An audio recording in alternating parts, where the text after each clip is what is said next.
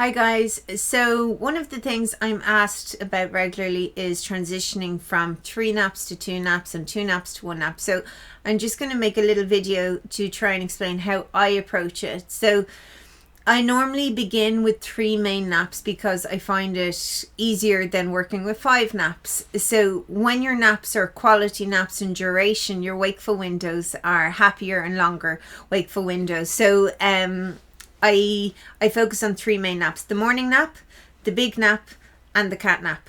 So the morning nap stays in your child's life until around 13 to 15 months of age. Your big nap stays there until around 3 years old, sometimes a little bit later than that. Your cat nap can drop away around 6 or 7 months. Some children keep it to 8 months, so it really depends on your child.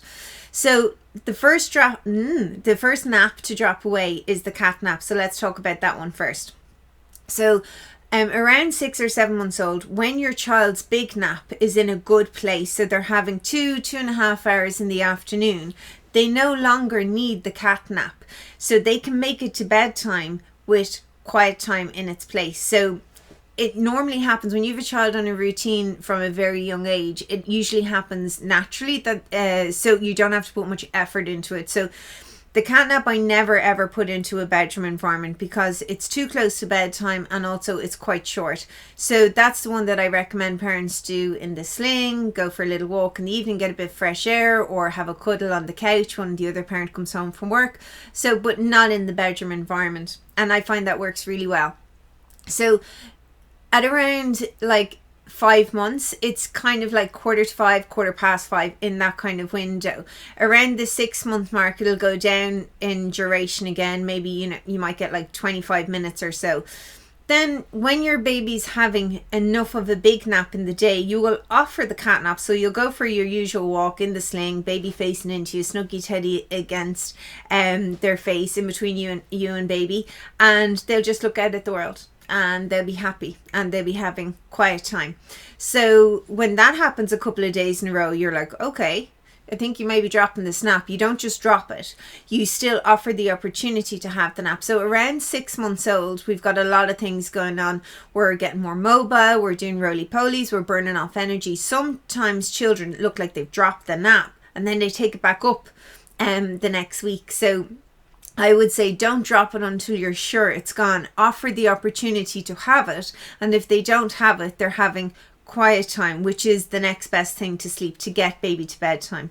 Sometimes when the cat nap drops away, we do need to bring bedtime around 15 minutes earlier to compensate for not having that nap. But we have given quiet time, so we should be able to get in and around the same bedtime that we were on even when we had the cat nap.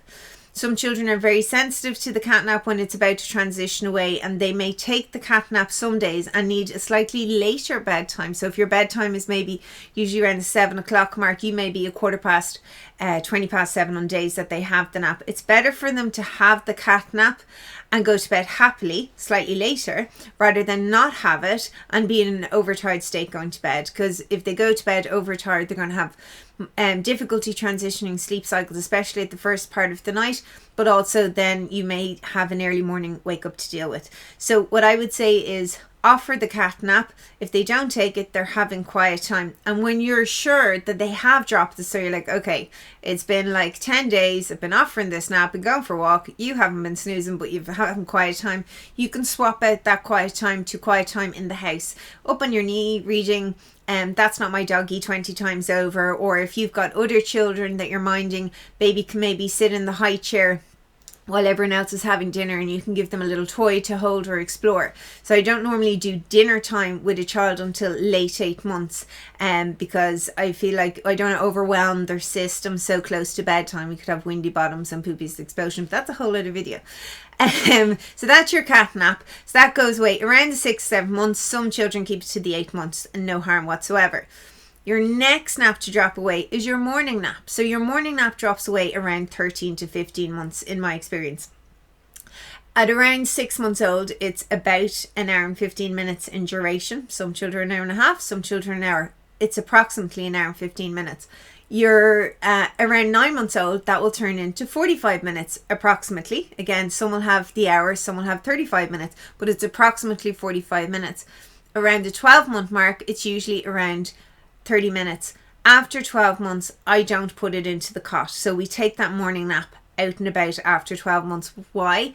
Because they are, by the time we get them to go sleep, it's time to wake them up. So it's a bit of a failure. So what I would say is, bring them to Tesco's in the car and they can have their little snoozy bop on the way. I'm not saying use the car seat for long sleeps. I'm just saying offer the opportunity to have that nap after 12 months in a place where it's easy to wake them up. So most 12-month-olds, 13-month-old will wake up when you stop the engine.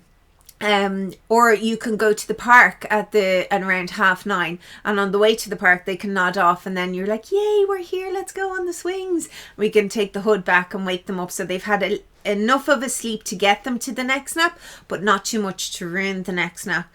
As a sleep consultant, I often see parents who they will say, oh, my 16-month-old has an hour and a half in the morning, and they won't nap again for the rest of the day. So their naps are not in the right place. They're not complementary to the night's the wake window on the far side of the morning nap is way too long, but there's not enough sleep pressure there for another nap. So we need to protect the big nap by limiting the morning nap. Creche children often have to drop the morning nap around the 12-month mark because the creche run their big nap earlier. They run their big nap at around the 12 o'clock mark. So there's no space for a morning nap in most creche situations. So if your child is transitioning into a creche schedule, maybe inquire what way they work it when your child is transitioning in. And I'll make a video about transitioning into creches and onto creche schedules as well. So I've worked in many creches over the years and I know how a lot of their schedule works, and I also know there's limitations. They're not just minding your bubba, they're minding 6 other bubbas in that same age group, so it can be difficult to facilitate everyone, so they have to kind of do the best that they can do in that situation. So your morning nap drops away around 13 to 15 months old. I have plenty of 15 months olds who still need that kind of like 20-30 minute power nap in order to get to the next nap without being overtired. How we transition out of the morning nap is around the 13 to 15 month mark. You're going out in your buggy and they're not taking the offer of sleep, so they're still looking around at the birds and the doggies and the world. So in that case, we might bring the big nap from like 1 o'clock to 1:15 when they drop the nap. So they've had quiet time, just like the cat nap and bedtime. They've had quiet time, but they haven't napped. So we may need to bring the big nap a little bit earlier until they have adjusted completely. But again, still offer the opportunity to have the morning nap until you're sure it's gone. We only ever actively drop the morning nap when you're having a massive fight at your big nap, so they're really resisting the big nap, or their big nap is suffering in duration.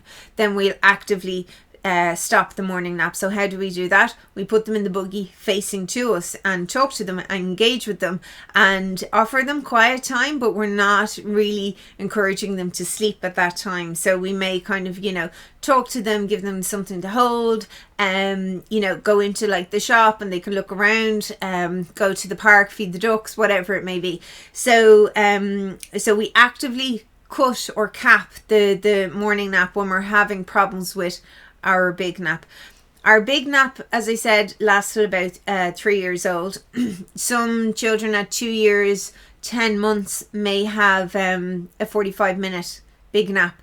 Some children up to 3 may be still having like an hour and a half big nap.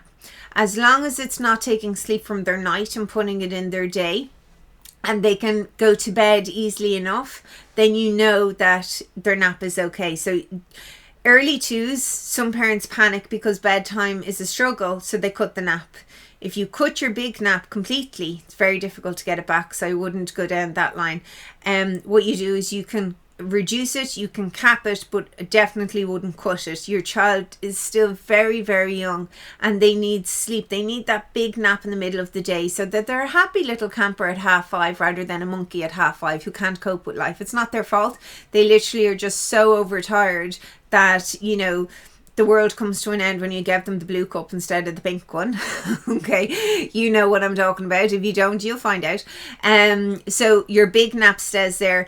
In Ireland and the UK, generally till 3 years old. When I was working in the States, their schedule runs slightly different, and they would often have that big nap there till 3.5, sometimes close to 4. But the way we work it in Ireland is, generally speaking, it goes away around the 3-year mark, but you can hold on to it longer. It can drop away a little bit earlier, but not drastically earlier.